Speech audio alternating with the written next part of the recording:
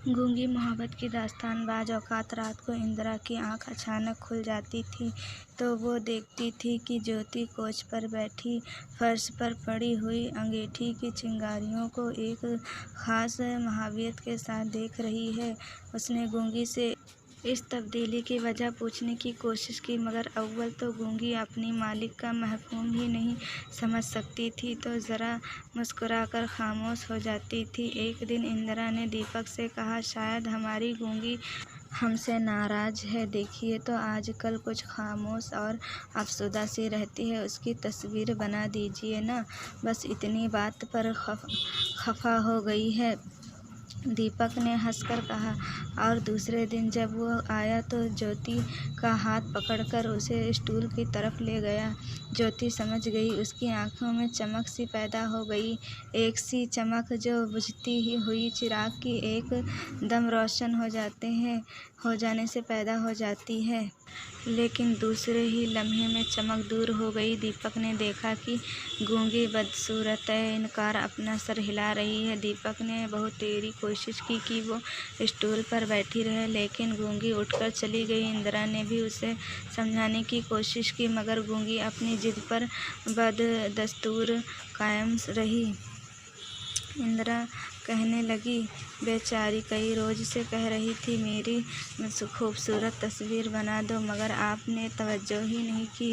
गोया उसका मुतालिबा अपने अंदर कोई ताकत ही नहीं रखता। बेचारी खफा ना हो जाती तो और क्या करती। इंदिरा ने ये लफ्ज़ बड़ी ही हमदर्दी से कहे। दीपक बोला, उसकी खूबसूरत तस्वीर का तो क्या जिक्र, ये खुद भी खूबसूरत है। अगर बेचारी गूंगी ना होती तो ना मालूम कितनी निगाहों का मरकज़ बन चुकी होती। इंदिरा ने उसका कोई जवाब नहीं दिया। दूसरे दिन ज्योति ख़ास तौर पर अफसुदा थी। इंदिरा ने उसे खुद स्टूल पर बिठा दिया। यकलख्त हो गूंगी का चेहरा शगुफ्ता हो गया और वो सर झुकाकर बैठ गई। ज्योति की तस्वीर बनने लगी। जब तक वो स्टूल पर बैठी रहती थी, ऐसी हरकतें करती थी कि गोया बहुत परेशान है। 2-3 दिन के बाद उसकी तबीयत में सुकून पैदा हो गया और अब वो दीपक के मना करने के बावजूद उसके चेहरे को टकटकी बांध कर देखती रहती। तस्वीर मुकम्मल हो गई। अपनी तस्वीर देखकर उसकी बाँछें खिल गई। चंद हफ्ते गुजर गए। इंदिरा सेहतयाब होकर दीपक के ज़ोरे हिदायत कोई नई तस्वीर बनाने लगी। ज्योति की तबीयत में फिर तब्दीली पैदा हो गई थी। अब वो फिर हर वक्त परेशान नज़र आती थी। पहले उससे मजाकाखोज हरकतें होती थी तो वो दूसरों के साथ खुद भी हंस पड़ती थी। अब वो भी उस किस्म की हरकतें करती थी, मगर उसकी हरकतों से मालूम होता था कि वो खोई सी है।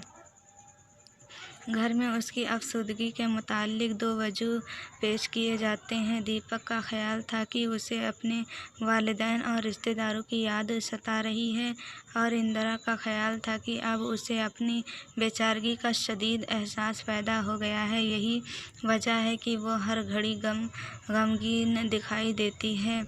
एक दिन ज्योति इंदिरा के ड्राइंग रूम में जाकर दीपक की तस्वीर देख रही थी। यकायक एक हाथ उसके शाने का मतलब कंधा शाने पर लगा। उसने मुड़कर देखा और बेख्तियार होकर दीपक के हाथ को जोर से पकड़ लिया। दीपक ने कहा लगाकर कहा, डर गई है बेचारी, देख क्या रही थी। इंदिरा ने पूछा, तुम्हारी तस्वीर पगली हर वक्त खोई रहती है, कल अपनी तस्वीर देख रही थी। आखिर उसकी परेशानी की वजह क्या है, मैं भी नहीं जानती। इंदिरा ने जवाब दिया। ज्योति चली गई। इंदिरा, उसके बाबा को ढूंढो, मुमकिन है उसकी जुदाई में मगमूम हो। दोनों कमरे से बाहर निकल गए। ज्योति दीवार से लगकर खड़ी थी और अंगूठे के नाखून से चूना खुरच रही थी। गूंगी ने लाख कोशिश की कि अपने दिल से इस खौफनाक जज्बे को निकाल दे। उसका जहर लम्हा लम्हा बिखरता जा रहा था। लेकिन ऐसा ना हो सका। उसका मासूम दिल और उसका दिमाग जंजीरों में जकड़ दिया गया था। इन जंजीरों को तोड़ना उसके लिए बस की बात न थी। वो रात को बिस्तर पर लेटती तो दिल में अहद कर लेती कि अब सुबह हरगिज इंदिरा के कमरे में नहीं जाएगी, अब हरगिज दीपक की सूरत नहीं देखेगी।